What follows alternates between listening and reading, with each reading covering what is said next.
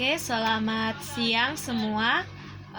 Selamat datang. Terima kasih karena sudah mau datang di tempat ini untuk mendengarkan pemaparan materi dari saya. Selamat datang saya ucapkan. Baik, tujuan utama saya memberikan penyuluhan ini agar supaya Bapak Ibu semuanya, teman-teman, dapat memahami tentang pencegahan dari penyakit kanker paru-paru ini. Dan tujuan khusus saya yaitu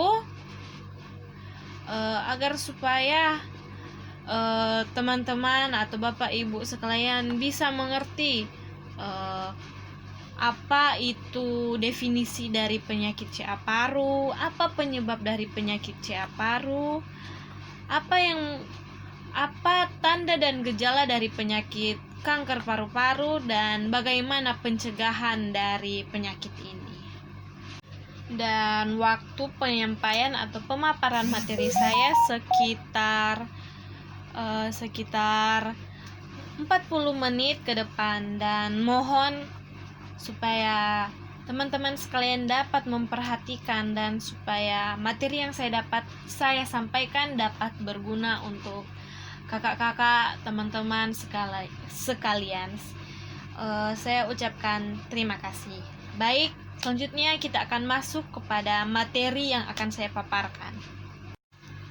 Baiklah, pada saat ini saya akan memulaikan penyuluhan yaitu tentang CA paru. Nah, apa sih pengertian dari CA paru? CA paru atau kanker paru merupakan keganasan pada jaringan paru. Kanker paru merupakan abnormalisis dari sel-sel yang mengalami proliferasi dalam paru. Kanker paru adalah penyakit yang disebabkan oleh karsinogen dan zat promotor tumor yang masuk ke dalam tubuh yang membuat tubuh mengalami yang disebabkan oleh kebiasaan merokok. Jadi, dari ketiga pengertian di atas dapat disimpulkan kanker paru adalah penyakit yang disebabkan oleh karsinogen, zat promotor tumor, dan abnormalitis sel dalam paru, sehingga menyebabkan keganasan pada jaringan paru.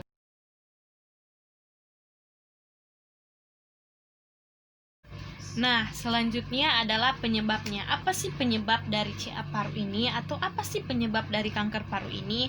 Nah, meskipun sudah ada etiologi yang sebenarnya kanker paru ini berasal dari mana, tetapi ada beberapa faktor yang agak bertanggung jawab dalam peningkatan insiden kanker paru ini, seperti kebiasaan merokok. Nah, kebiasaan merokok ini yang membuat zat promotor tumor yang bereaksi ke dalam tubuh kita, sehingga zat tersebut bisa menyebabkan kanker atau tumor. Dan juga ada beberapa zat karsinogen tersebut, antara lain yang pertama itu rokok tembakau. Nah, rokok tembakau ini merupakan kandungan tar, suatu senyawa hidrokarbon aromatik yang berisiko meningkatkan 60-70 kali lipat untuk seseorang yang merokok 2 pak sehari selama 20 tahun dibandingkan individu bukan perokok.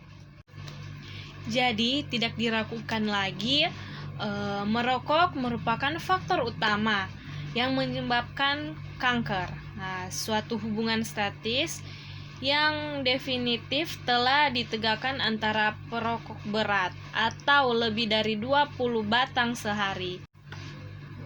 Nah, selain disebabkan oleh rokok, ada juga penyebab lainnya seperti polusi udara. Banyak sekali polusi udara yang dapat menyebabkan kanker paru-paru. Di antaranya ada sulfur, emisi kendaraan bermotor, dan polusi yang berasal dari pabrik. Dan ada juga yang disebabkan oleh debu radioaktif atau ledakan nuklir. Nah, selain itu juga ada yang disebabkan oleh diet vitamin A. Nah, jadi untuk teman-teman yang mau diet ini harus diperhatikan baik-baik. Kadang-kala untuk diet ini untuk supaya torang pe tubuh ini mau jadi baik, tapi torang mesti pelajari dulu. Jangan torang mau badiet habis itu sobekeng rusak torang pe tubuh.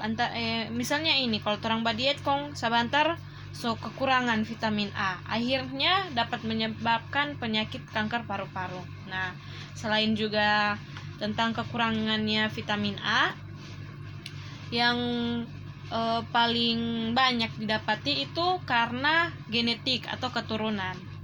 Yang misalnya orang tuanya itu sudah pernah mendapatkan ini kanker paru-paru, ada kemungkinan akan menurun juga kepada anaknya. Seperti itu. Nah, itu adalah penyebab-penyebab dari terjadinya kanker paru. Nah, selanjutnya saya akan menjelaskan tentang tanda dan gejala dari penyakit kanker paru. Nah, pada fase awal, kebanyakan kanker paru tidak menunjukkan gejala-gejala klinis. Bila sudah mendapatkan gejala, berarti pasien sudah dalam stadium lanjut. Nah, gejala-gejala itu bersifat seperti misalnya lokasi tumor tumbuh. Dapat entah itu batuk baru atau batuk hebat, dapat juga seperti batuk kronis, dan juga bisa batuknya itu berdarah dan dapat merasakan nyeri dada dan suara serak karena penekanan pada nervus, dan juga masih banyak lainnya. Nah, selanjutnya penata laksanaannya. Banyak tumor CA paru adalah beningan atau dapat dioperasi. Letak tumor dapat menentukan jenis insisi atau suatu tindakan medis dengan membuka kulit atau organ tanpa membuka tulang dada. Nah, perawatannya itu adalah sama seperti pada pasien yang mengalami bedah torak. Komplikasi utama meskipun jarang termaksud hemoragi atau cedera pada saraf. Nah, selanjutnya untuk pemeriksaan penunjang. Yang pertama itu dengan melakukan X-sinar, seperti tomografi dada atau CT scanning. Ada juga dengan radioisotope scanning, dan ada juga dengan tes laboratorium. Nah, ada juga pencegahan dari penyakit CA paru ini.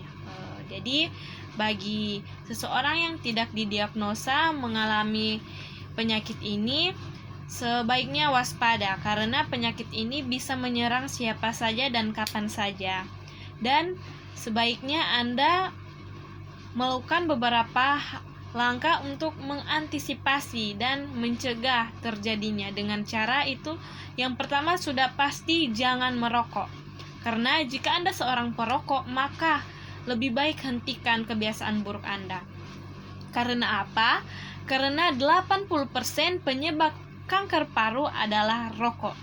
Dan 50% dari para perokok adalah penderita dari kanker paru-paru. Dan yang kedua itu, hindari mengonsumsi alkohol, karena mengonsumsi alkohol secara berlebih juga dapat menimbulkan atau memicu terjadinya kanker. Nah, selanjutnya juga hindari asap rokok. Nah, selain seperti biasa kita kenal dengan istilah perokok pasif. Nah, perokok pasif ini memiliki resiko yang cukup besar juga.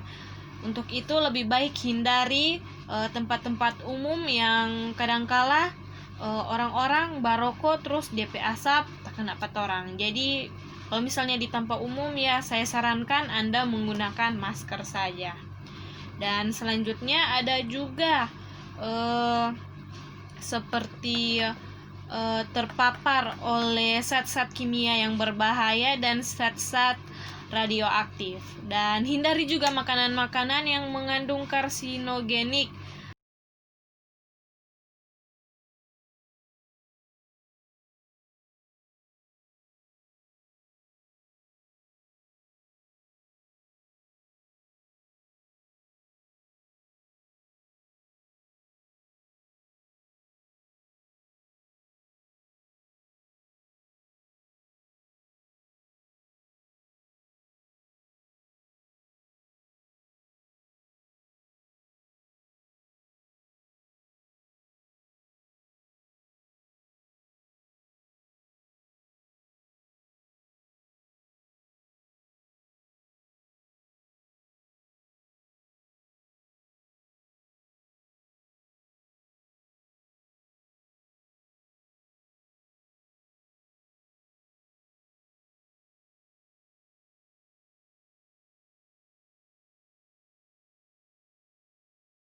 Mungkin ada teman-teman yang ingin bertanya, saya persilakan.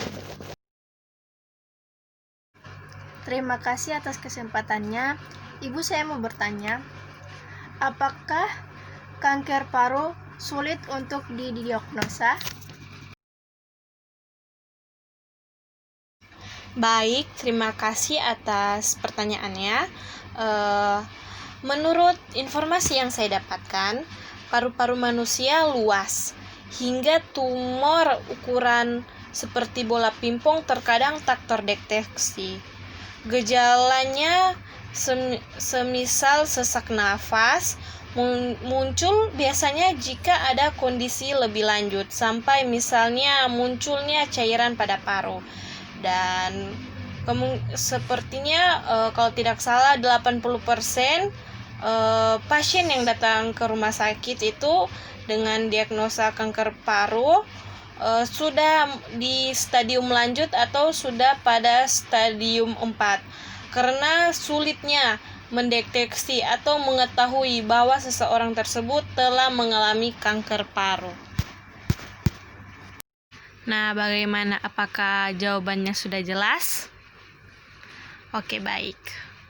Nah, saya ucapkan terima kasih kepada teman-teman, Bapak Ibu sekalian karena telah mendengarkan penyuluhan pemaparan materi saya. Sekali lagi saya ucapkan terima kasih atas kerjasamanya. Assalamualaikum warahmatullahi wabarakatuh. Shalom, Om Swastiastu.